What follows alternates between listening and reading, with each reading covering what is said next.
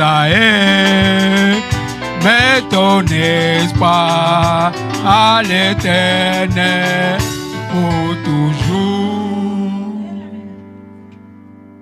Alléluia. Amen.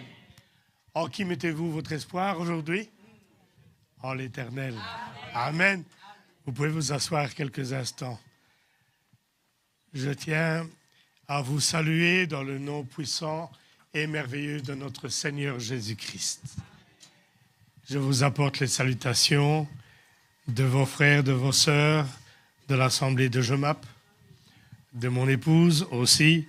Vous savez que je ne peux pas manquer parce qu'elle regarde.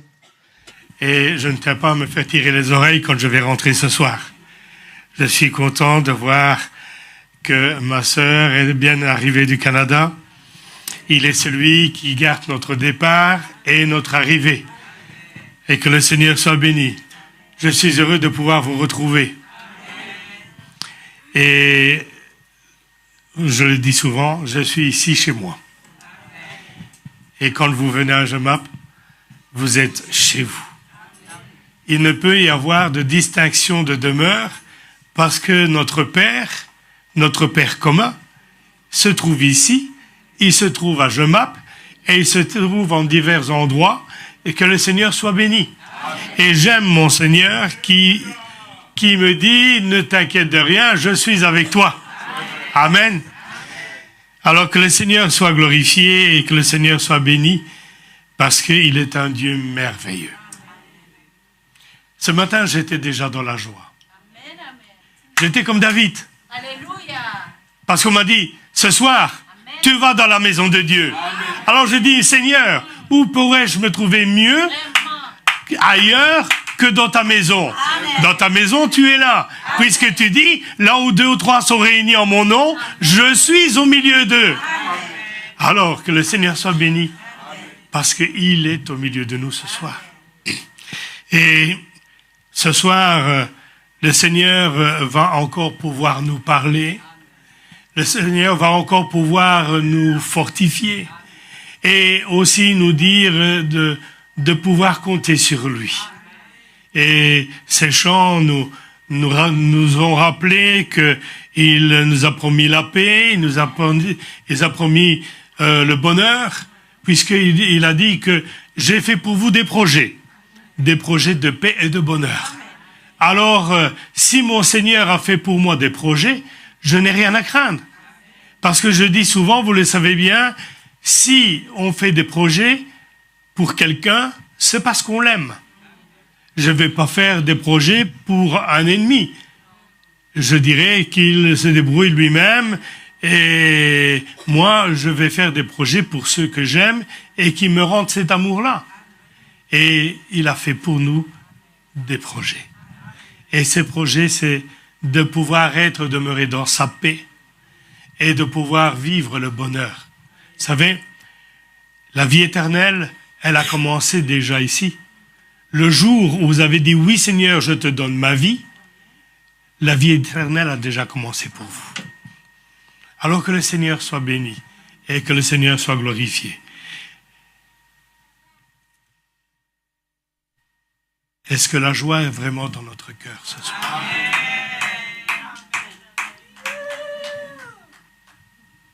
C'est une joie timide. Ne soyez pas timide.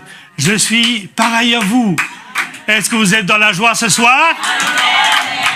Amen, amen. Vous savez, le serviteur qui se trouve devant vous n'est pas quelqu'un d'exceptionnel. Il est comme vous. Il a ses forces et ses faiblesses comme vous. Et il compte sur la grâce de Dieu comme vous. Si ce n'est que lui, il a double responsabilité. C'est pour ça, bien-aimés, priez toujours pour votre serviteur, pour ceux qui sont devant vous. Parce que nous savons que nous sommes dans une période où l'ennemi nous guette. L'ennemi nous attend au coin de la rue. Et la parole de Dieu nous dit qu'il rôde comme un lion rugissant, cherchant qui il va dévorer. Et c'est pour cela que celui qui est là devant vous, il a besoin de vos prières. Il a besoin de votre attention. Et c'est vrai, j'aime quand j'entends mon frère Léonard qui dit « Écoutez-moi, écoutez-moi. Votre attention, s'il vous plaît. » Parce que ce que nous disons ne vient pas de notre propre entendement, ne vient pas de notre propre bouche, mais Dieu parle par la bouche de ses serviteurs. Et c'est pour cela que nous devons être à l'écoute. Vous savez, servir Dieu, c'est le servir à temps plein. C'est pas un peu aujourd'hui, un peu demain. Non, lui, il a tout accompli puisqu'il a dit à la croix, tout est accompli. Mais que nous aussi, nous puissions dire, Seigneur, je sais que je peux compter sur toi, mais permets que toi, tu puisses compter sur moi aussi. Et que nous puissions être toujours prêts. Nous sommes des soldats pour le Seigneur, nous sommes des ouvriers. Les ouvriers obéissent toujours à la voix de leur patron. Les soldats obéissent aux voix de leurs supérieurs hiérarchiques. Et nous, c'est la même chose. Nous obéissons à notre Seigneur. Nous obéissons à ceux à qui le Seigneur a mis des charges dans l'assemblée. Et nous devons nous respecter les uns les autres. Vous devez les respecter, mais eux aussi doivent vous respecter comme tels. Parce que nous avons tous besoin des uns des autres. Alors que le Seigneur soit béni et que le Seigneur soit glorifié encore ce soir. Amen. Amen. Que le Seigneur soit glorifié. Alors, si vous voulez bien, nous allons prendre sa parole dans le livre des psaumes. Nous prendrons le psaume 91. Le psaume 91. Et nous lirons du verset 1 au verset 10.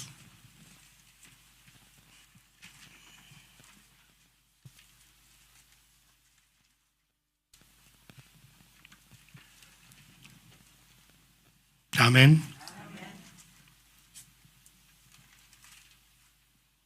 Celui qui demeure sous l'abri du Très-Haut repose à l'ombre du Tout-Puissant. Je dis à l'Éternel, mon refuge et ma forteresse, mon Dieu en qui je me confie. Car c'est lui qui te délivre du filet de l'oiseleur, de la peste et de ses ravages. Il te couvrira de ses plumes, et tu trouveras un refuge sous ses ailes. Sa fidélité est un bouclier et une cuirasse. Tu ne craindras ni les terreurs de la nuit, ni la flèche qui vole de jour, ni la peste qui marche dans les ténèbres, ni la contagion qui frappe en plein midi. Que 1000 tombent à ton côté, 10 000 à ta droite, tu ne seras pas atteint. De tes yeux seulement tu regarderas, et tu verras la rétribution des méchants. Car tu es mon refuge, ô Éternel. Tu fais du Très-Haut ta retraite. Aucun malheur ne t'arrivera. Aucun fléau n'approchera de ta tente, car il ordonnera à ses anges de te garder dans toutes tes voies. Amen. Seigneur, Dieu Tout-Puissant, Père éternel, nous voulons te rendre gloire. Nous voulons te dire merci. Merci Seigneur parce que ce soir, Seigneur, nous allons pouvoir être à l'écoute de ce que tu veux nous dire. Que nous puissions, Seigneur, avoir le cœur ouvert et réceptif. Seigneur, notre Dieu, que nous puissions entendre ta voix qui nous parle et que, Seigneur, l'obéissance fasse partie, Seigneur, de notre désir encore ce soir. Obéir à ta parole. Seigneur, notre Dieu, nous voulons te dire gloire à toi. Gloire et louange à ton saint et merveilleux nom. Que ton nom soit béni par Jésus-Christ notre Seigneur. Amen. Amen. Vous pouvez vous asseoir. Que Dieu soit béni. Nous voyons que ce passage nous parle de l'abri du Très-Haut. Et j'intitulerai ma prédication de ce soir « L'Éternel, ma haute retraite ». Il est celui sur qui je dois me reposer aujourd'hui. Il est celui qui est le maître des situations. Il est celui qui s'occupe des situations impossibles. Les choses inespérées, il les rend accessibles.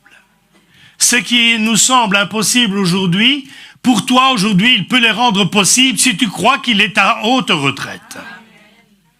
Véritablement, je sais que mon Dieu ne manquera jamais. Il ne manquera jamais de nous bénir. Il ne manquera jamais de pouvoir apporter la solution à tous nos problèmes. Et je pense que vous êtes comme moi, et que moi je suis comme vous. Nous avons aujourd'hui encore tous des problèmes. Nous avons tous des problèmes. Des problèmes qui sont insolutionnables peut-être, où nous n'avons pas encore trouvé de solution. Mais si je viens à l'Éternel, lui qui est ma haute retraite, je ne crains rien parce que lui a pris ma vie entre ses mains. Il a pris ma situation, ma condition entre ses mains. Et je sais que sa parole qui me dit, ne crains rien. Je suis avec toi tous les jours jusqu'à la fin des jours. Si lui me dit, ne crains rien, je n'ai rien à craindre, bien-aimé. Serait-ce la contagion? Est-ce que je vais la craindre? Je ne la crains pas, parce que la contagion ne m'appartient pas. La maladie, ne dit jamais, ma maladie, c'est telle ou telle chose. Cette maladie n'est pas ta maladie. C'est la maladie que le diable veut mettre devant toi ou en toi, mais elle ne t'appartient pas.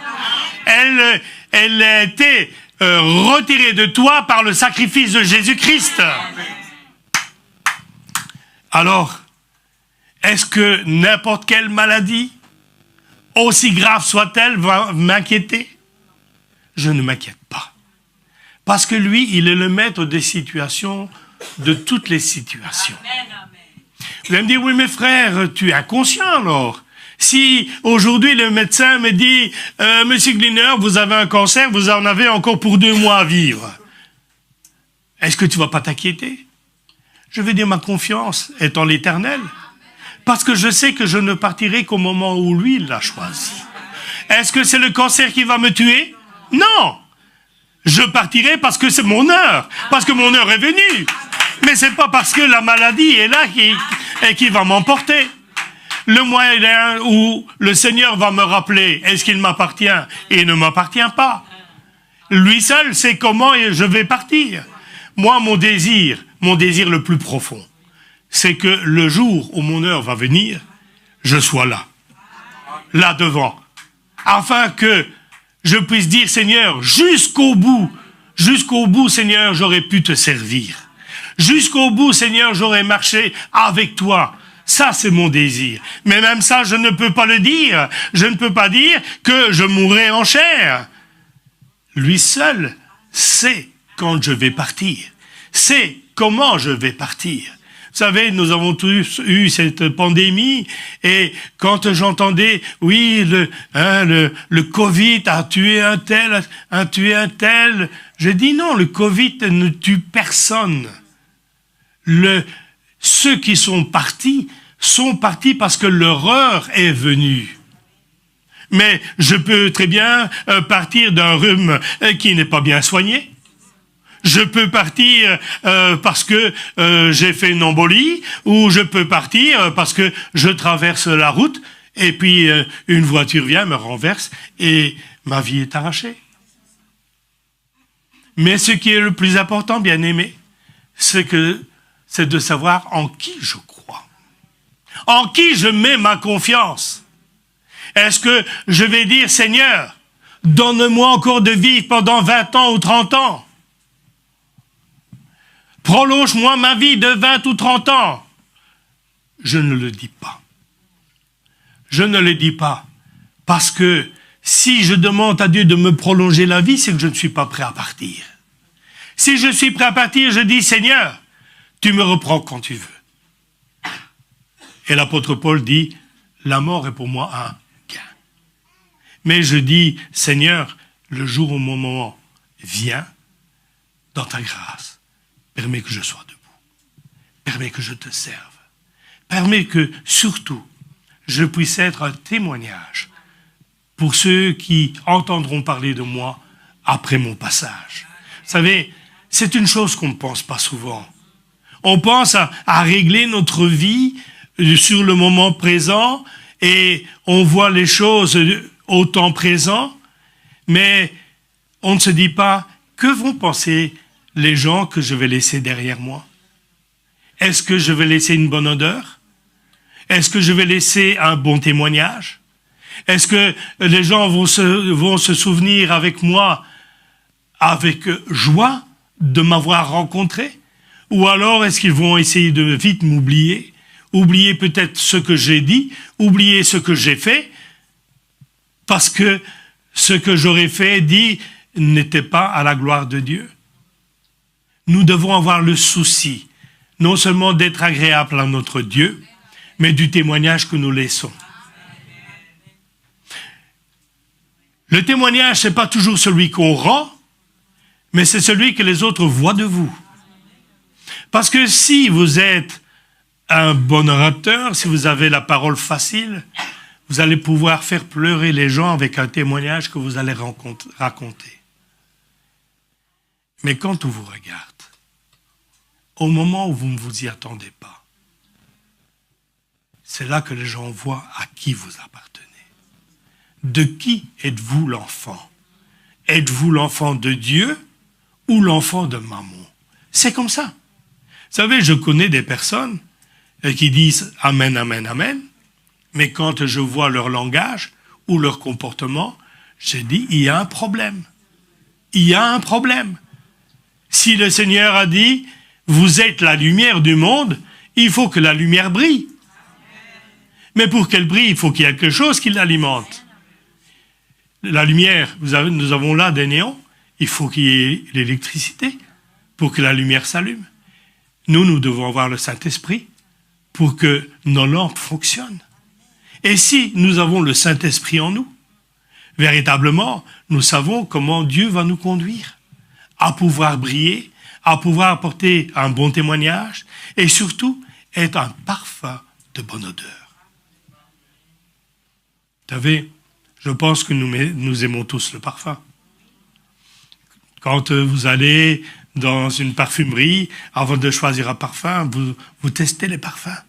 Vous regardez celui qui vous convient le mieux. Et vous vous dites, ah, celui-là, il sent bon. Mais par contre, je préfère celui-là. Nous avons le souci de l'odeur que nous dégageons, corporellement. Mais spirituellement, nous devons aussi avoir le souci de l'odeur que nous dégageons. Parce que si nous dégageons une bonne odeur, je peux vous dire, il y en a un qui va reculer et qui n'aimera pas votre odeur. C'est notre ennemi commun, c'est le diable. Parce que là où il y a l'odeur de Christ en nous, là où nous dégageons l'odeur de notre Dieu, l'ennemi ne peut pas nous atteindre, parce qu'il va dire, il dégage quelque chose où l'Éternel lui-même se charge de lui, il est celui qui est son protecteur. Et quand il te verra, c'est pas toi qui traverseras le trottoir et qui ira de l'autre côté de la route, mais c'est lui qui s'éloignera de toi. Il traversera la route et il te laissera passer parce que Dieu est avec toi.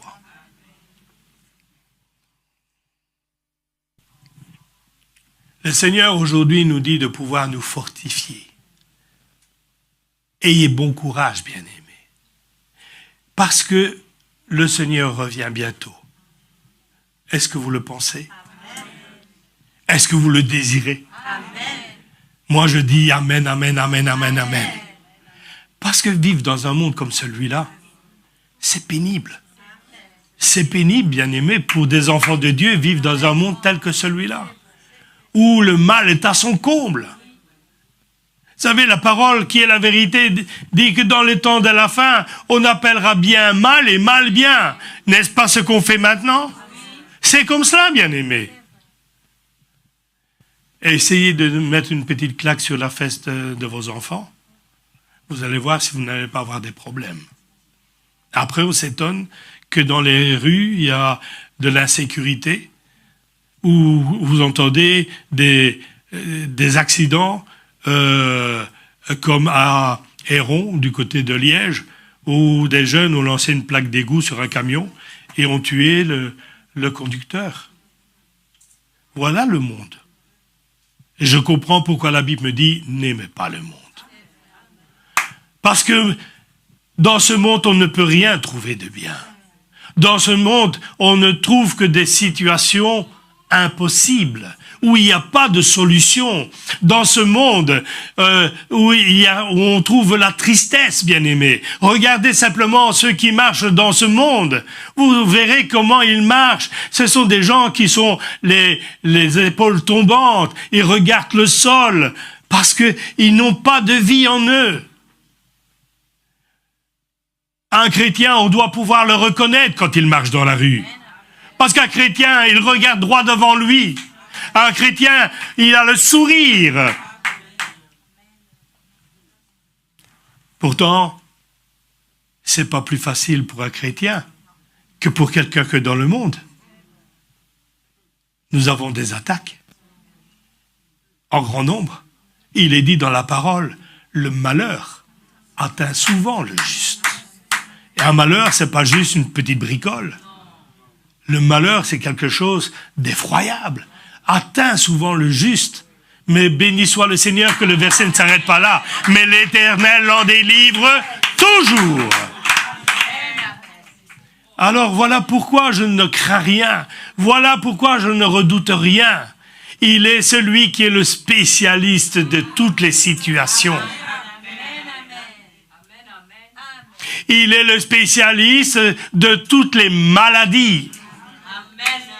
Il est le spécialiste véritablement de tout ce qui peut être dans le tracas, que ce soit charnel, que ce soit dans la vie de tous les jours, que ce soit dans le travail. Il est celui qui apporte la solution à tous nos problèmes.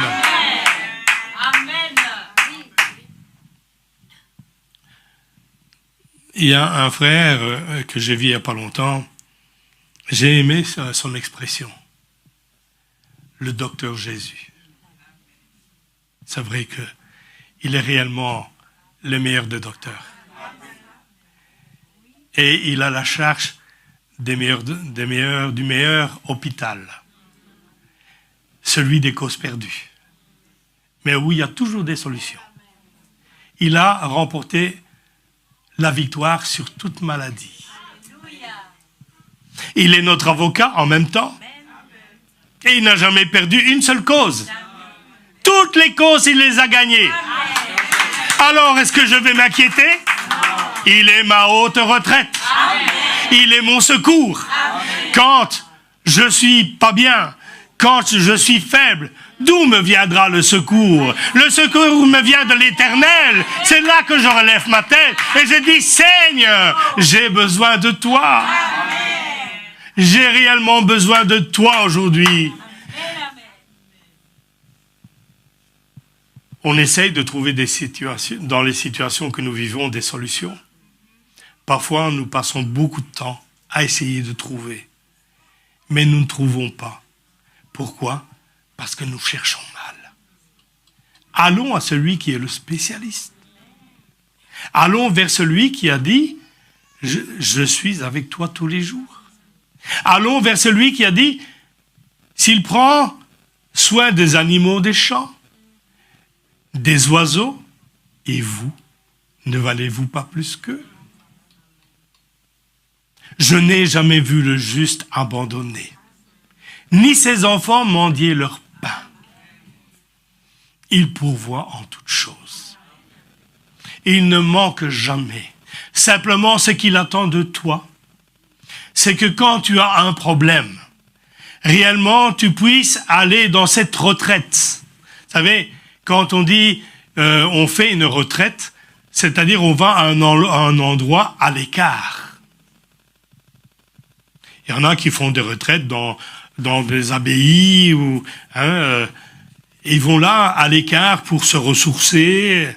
Mais nous, c'est pas une retraite comme ça. Nous, c'est notre autre retraite. C'est l'Éternel, notre Dieu. C'est lui mon refuge. C'est lui ma forteresse. C'est à lui que je m'adresse. C'est sur lui que je me repose. Et quand je viens, je dis, Seigneur, je suis là à genoux devant toi. Je t'expose mon cas, mais je sais que toi, tu as déjà la solution à mon problème. Pourquoi je sais qu'il a déjà la solution? Parce qu'il me dit dans sa parole, avant que la demande ne soit sur ta langue, je la connaissais déjà. S'il connaissait déjà ma demande, il connaissait déjà aussi la solution. Il est celui qui connaît la fin avant le commencement de toute chose. Celui qui connaît la solution avant que le problème n'arrive. Alors, voilà pourquoi je dis, ce soir, bien-aimés, il est votre haute retraite.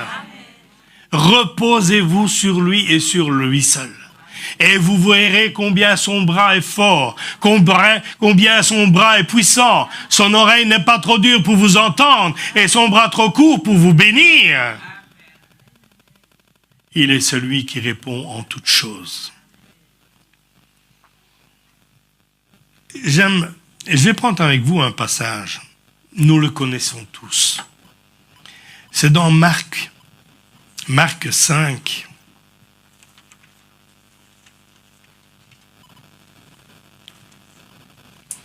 Marc 5, le verset 25.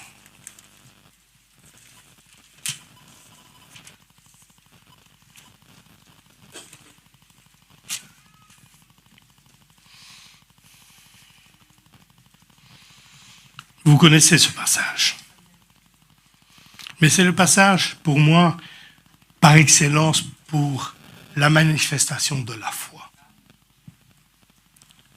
Il est dit, « Or, il y avait une femme atteinte d'une perte de sang depuis 12 ans.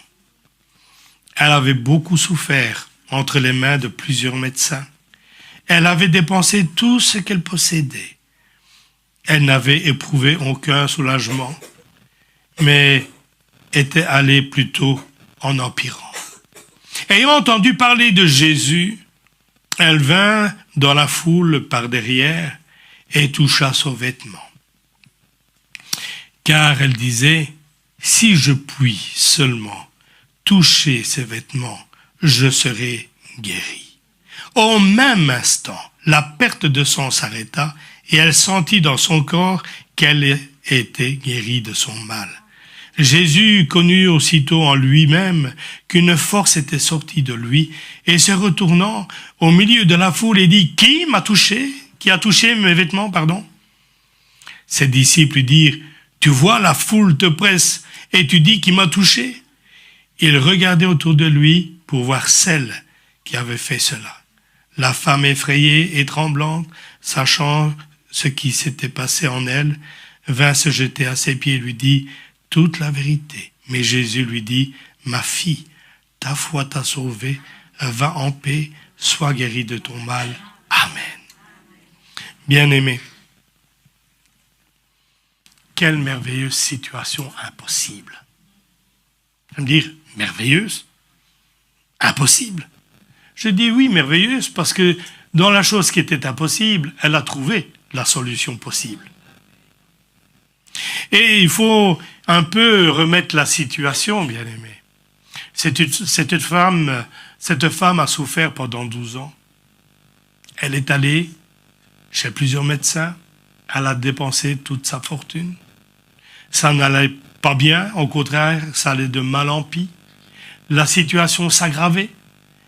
Et elle n'avait plus d'autre solution que de rencontrer ce Jésus. Et cette femme dit simplement, si je vais et que je touche son vêtement, je serai guéri. C'était son dernier espoir, puisqu'elle avait mis tant de temps à mettre sa confiance dans les plus grands des hommes. Vous savez, de ce temps-là, il y avait de grands médecins. Ils n'avaient pas la même connaissance que nos médecins actuellement, mais il y avait de grands médecins aussi. Mais pour son mal, il n'y avait jamais eu de solution. Alors, il faut se mettre aussi dans la condition de savoir que cette femme, par sa maladie, donc cette perte de sang, par la maladie qui était en elle, elle était rendue impure. puisque la femme, quand elle perd son sang, est impure. C'est ce que dit la parole. Et cette femme, pendant tant de temps, était impure, et il faut savoir aussi que normalement, elle ne pouvait avoir de contact avec personne. Elle devait être à l'écart. Même sa vaisselle ne pouvait pas toucher la vaisselle des autres. Vous savez, c'est un peu comme si elle avait la lèpre, elle devait être à l'écart de tous et chacun. Voyez cette femme qui est dans cette situation et qui dit « Je vais aller trouver Jésus, mais comment je vais faire ?» Elle ne pouvait pas exprimer la maladie qui était en elle. Ou sinon, on aurait pu la rejeter, la repousser. « Femme, que viens-tu faire ici ? Ne viens pas contaminer les autres qui sont là. » C'est ce qu'on lui aurait dit. Mais elle dit « Je vais aller toucher le bord de ce vêtement. » Et elle ne va pas venir devant le Seigneur, elle va venir derrière le Seigneur.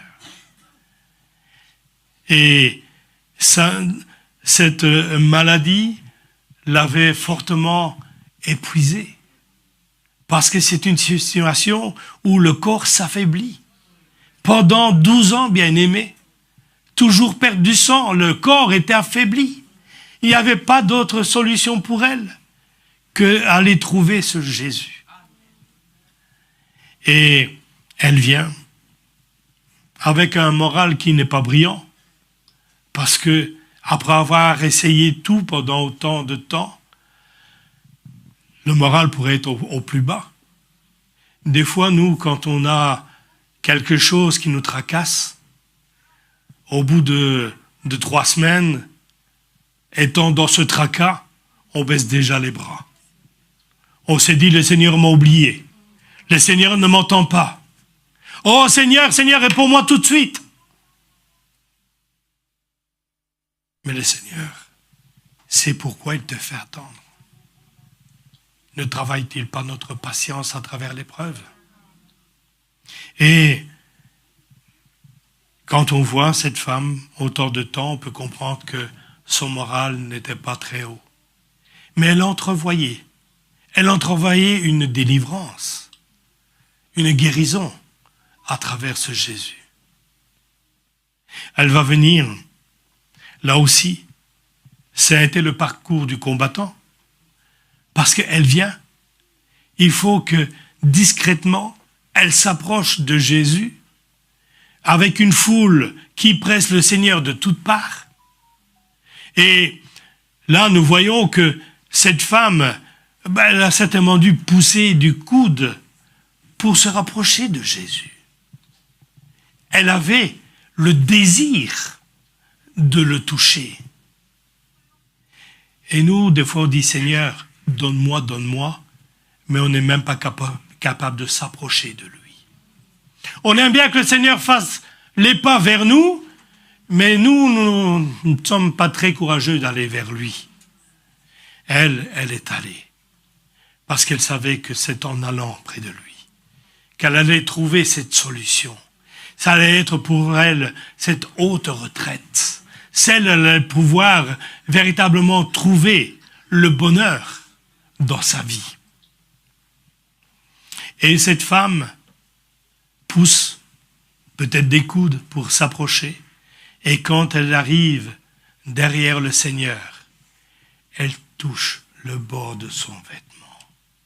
Et là, une force est sortie du Seigneur, et elle a senti quelque chose en elle. Elle a senti que le mal était guéri en elle. Et c'est là que le Seigneur va dire « Qui m'a touché ?» Et là, on peut voir encore que les disciples, peut-être un peu sur un ton ironique, disent « Seigneur, tu montres qui c'est qui t'a touché, mais tu ne vois pas. La foule te presse de toutes parts. » Mais ce n'était pas ce toucher-là. C'est le toucher de la guérison. C'est le toucher de cette force qui est sortie dans le Seigneur. Même sans avoir exposé son cas, le Seigneur l'a guéri parce que sa foi l'a guéri. Puisqu'il dira, femme, ta foi t'a sauvée. Va, tu es guérie de ton mal. Le Seigneur ne lui a pas demandé, de quoi souffrais-tu? Il le savait. Il ne voulait pas non plus la mettre dans une situation désagréable. C'est pas comme quand il est devant Bartimée et qui dit, que veux-tu que je fasse? Ou devant le paralytique à la piscine de Bethesda. Ne veux-tu pas être guéri? Il savait qu'il aurait aimé être guéri. Mais il dit, mais si personne ne vient me jeter à l'eau, quand l'ange descend pour agiter les eaux, comment pourrais-je être guéri? Il a rencontré Jésus. Et tous ceux qui font l'expérience de rencontrer Jésus ont la guérison en eux. Et ont la guérison même d'une maladie que tu ne connais pas. Une maladie que tu n'as peut-être même pas su que tu avais. Lui, il connaît ton corps. Lui, il connaît ton cœur. Et il a dit, voici, ta foi t'a sauvé. Parce que tu t'es approché de Jésus. Parce que tu t'es approché de celui qui est la solution à tous tes problèmes aujourd'hui. Il n'a pas changé, bien-aimé. Ce qu'il a fait du temps où il était sur terre, du temps où il a guéri les malades, il le fait encore aujourd'hui, parce qu'il est celui qui est toujours le même, hier, aujourd'hui, éternellement. Amen. Alors, est-ce que tu vas te dire, Seigneur, est-ce que tu peux réellement m'apporter la solution aujourd'hui? Si tu as la foi, la solution viendra à toi. Si tu n'as pas la foi, elle ne viendra pas à toi. Parce que déjà, il est dit que celui qui n'a pas la foi ne peut pas être agréable à Dieu. Mais si tu avais simplement la foi comme un grain de sénévé, tu dirais à ce sycomore, déracine-toi, va te planter dans la mer, et il irait. Dieu vous a donné un pouvoir exceptionnel. C'est de prendre autorité sur le mal qui est devant vous. C'est pour cela, bien-aimés, que vous pouvez dire, même à l'ennemi qui vient pour essayer de te prendre ta foi, pour essayer de prendre ta santé, tu peux lui dire, arrière de moi, Satan, tu n'as plus rien à faire avec moi. Christ a donné sa vie. Christ a fait couler son sang pour moi. Alors maintenant, je ne t'appartiens pas. J'appartiens à mon Seigneur, à mon Sauveur, celui qui est ma retraite, celui en qui je veux mettre toute ma confiance. Et lui m'a dit, ne crains rien. Même si la peste est là, même si 1000 tombent, mais 10 000 à ton côté, tu ne craindras rien. Tu regarderas seulement.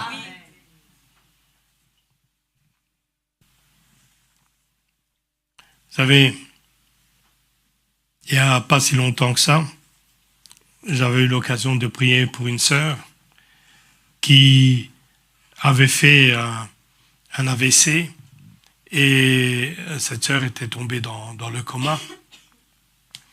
Et donc, ça s'est passé il y a 30 ans. Et après quelques semaines qu'elle était dans le coma, elle est sortie du coma. Et après être sortie du coma, tous les jours, elle avait mal la tête. Il n'y avait pas un jour où elle n'avait pas mal la tête.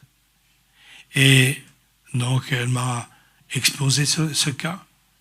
Et je lui dis, sœur, est-ce que tu es capable de prendre par la foi ta guérison? Et je lui dis, je vais te demander de faire une chose. Fais comme la femme qui a la perte de sang. Là, d'une main, tu mets ta main où tu as mal, et de l'autre, mets ta main sur le bord du vêtement du Seigneur.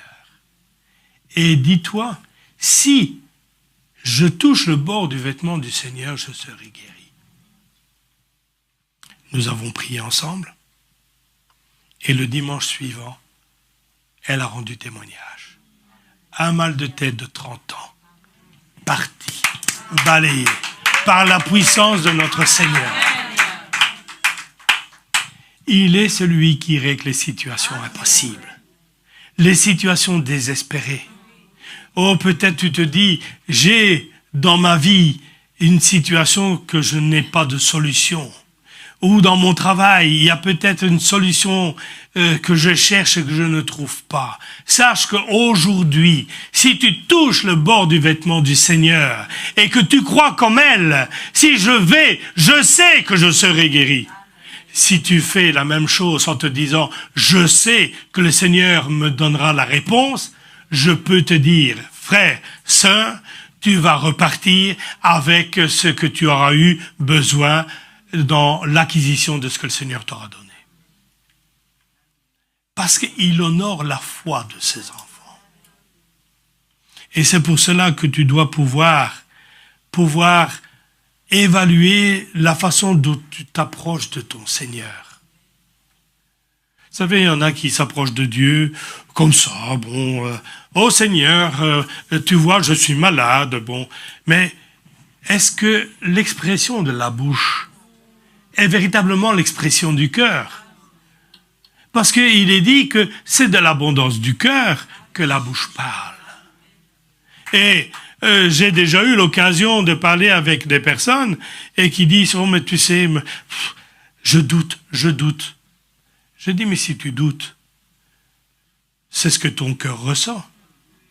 Mais tu proclames quelque chose qui est dans ton corps, dans ton cœur.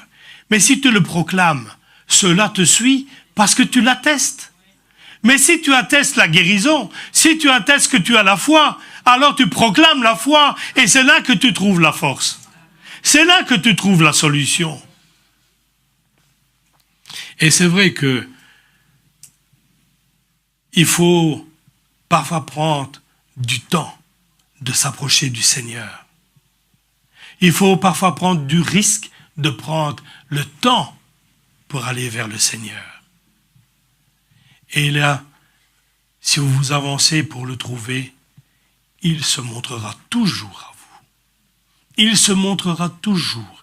Et il saura vous donner ce que votre cœur a besoin, ce que votre vie a besoin, ce que vous avez besoin dans le travail, il le connaît. Jusqu'à même, peut-être, le fait que tu as reçu une lettre de renvoi de ton travail, est-ce que tu vas t'inquiéter? Humainement, oui, on s'inquiète. Parce qu'on se dit, ah là là là, ça y est, j'ai reçu mon préavis. Mais sache que si le Seigneur autorise que tu aies le préavis, c'est qu'il y a quelque chose d'encore plus grand pour toi, d'encore plus merveilleux. Et vous savez, quand je vais parler de ma propre expérience, quand j'étais chez un de mes patrons où j'ai travaillé pendant 27 ans, j'ai eu mon préavis parce que les affaires allaient mal et il s'était rapproché de quelqu'un qui se disait consultant et il lui avait dit, vous savez, monsieur CEO,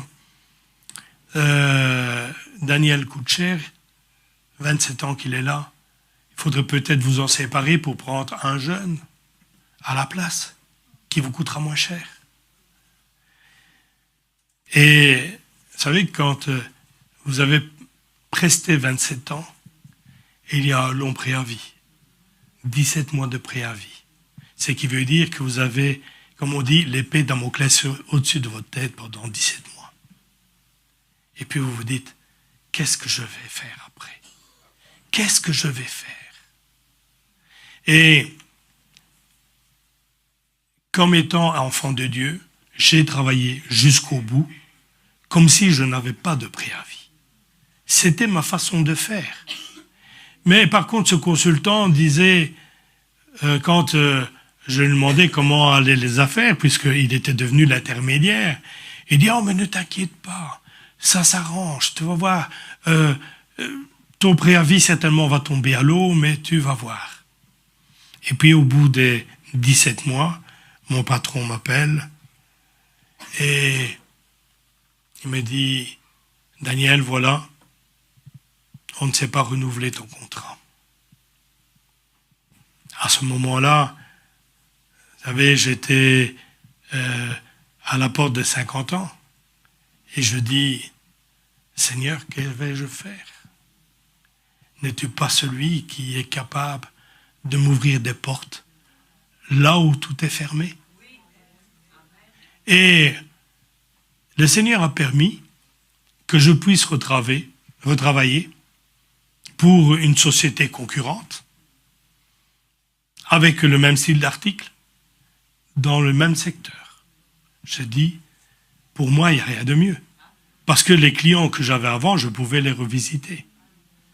Et malheureusement pour le patron précédent, tous les mois, à ce moment-là, donc, il perdait à peu près l'équivalent de 300 000 francs belges. Donc à ce moment-là, sur chaque mois, dans le chiffre d'affaires. Parce qu'il reprenait quelqu'un qui était inexpérimenté. Mais comme on dit, les conseillers ne sont pas toujours les payeurs. Et malheureusement pour lui, il en a fait les frais.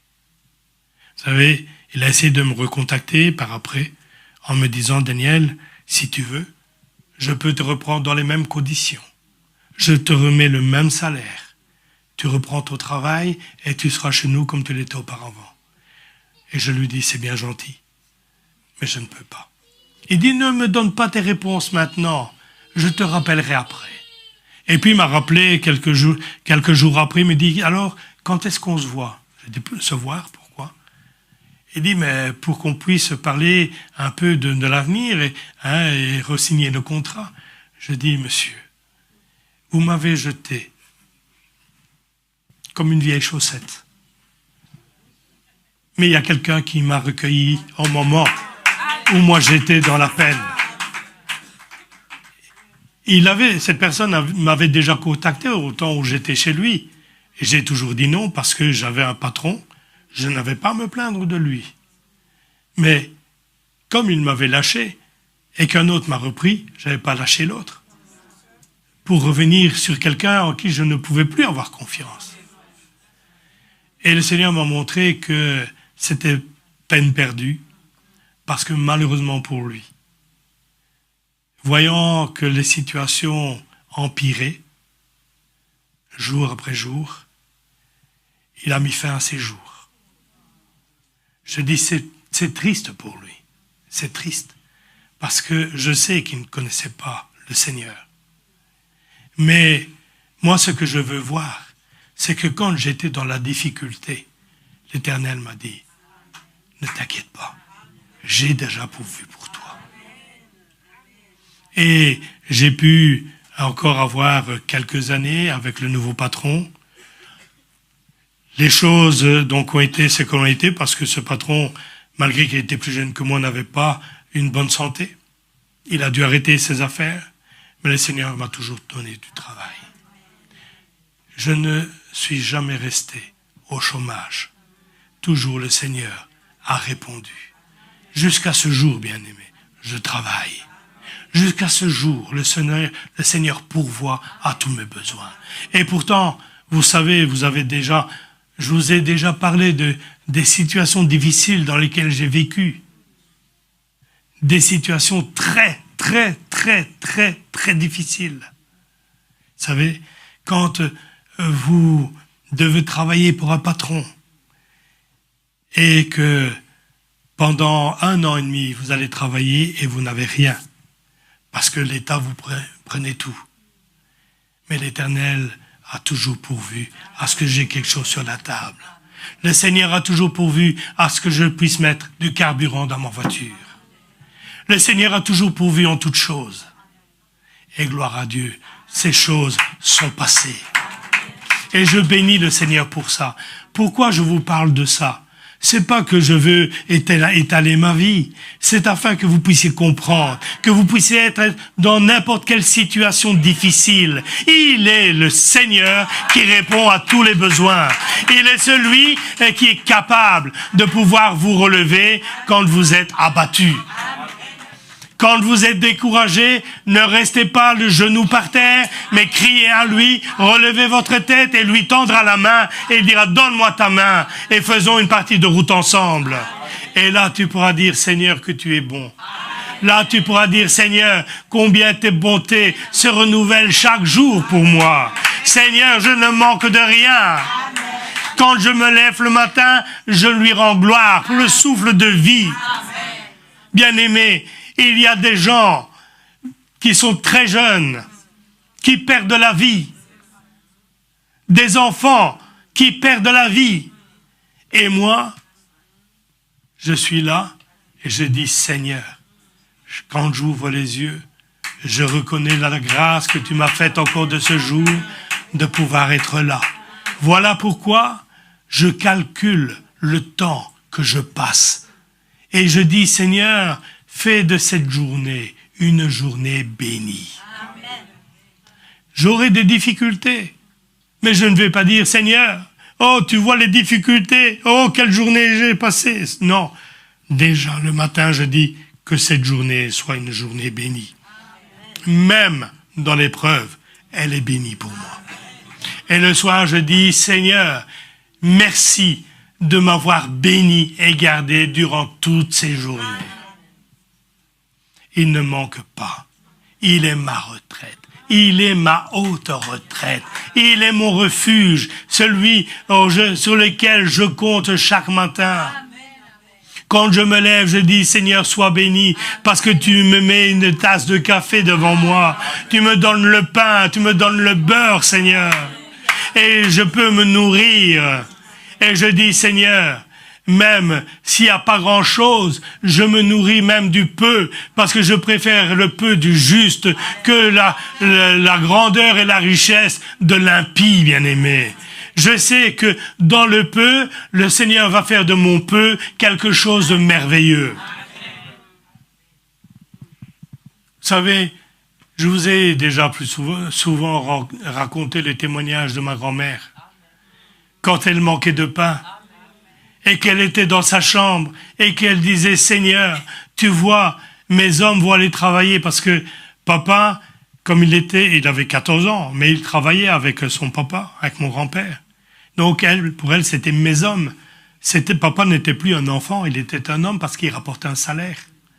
Et il dit, Seigneur, tu vois, j'ai pas de pain pour les tartines, le repas de mes hommes. Seigneur, pourvois. Et puis, elle a à peine dit Amen, elle descend les escaliers. Elle va ouvrir la porte. La voisine qui vient. Joséphine, j'ai ici un demi-pain. Est-ce que tu le veux? Elle n'a pas dit non. C'est ce qu'elle a demandé au Seigneur. Quand elle disait, Seigneur, tu vois, pour ma famille, je n'ai plus de pommes de terre. Vous savez, dans le temps, les pommes de terre, ça coûtait cher. C'était coûteux. Et elle dit, Seigneur, tu vois, j'aurais besoin de pommes de terre. Donne-moi des pommes de terre. Elle n'a pas dit, donne-moi un peu de pommes de terre. Elle a dit, donne-moi des pommes de terre. À peine elle a eu terminé, qu'elle a dit Amen. Elle va ouvrir, il y avait un commis, parce que de ce temps-là, les marchands de pommes de terre passaient avec des chevaux et une remorque, hein, et ils avaient donc les pommes de terre avec eux. Et le commis dit, Madame, mon patron m'a dit que je devais déposer chez vous un sac de 25 kilos de pommes de terre. Et Dieu a pourvu. Je n'ai jamais vu le juste abandonné, ni ses enfants mendier leur pain. Les enfants de ma grand-mère, mes oncles, mes tantes, ont toujours eu de quoi se nourrir. Malgré que la vie n'était pas facile, elle avait une famille de 10 enfants. Mais Dieu a toujours pourvu. Alors, est-ce que vous croyez que son Dieu est différent de votre Dieu?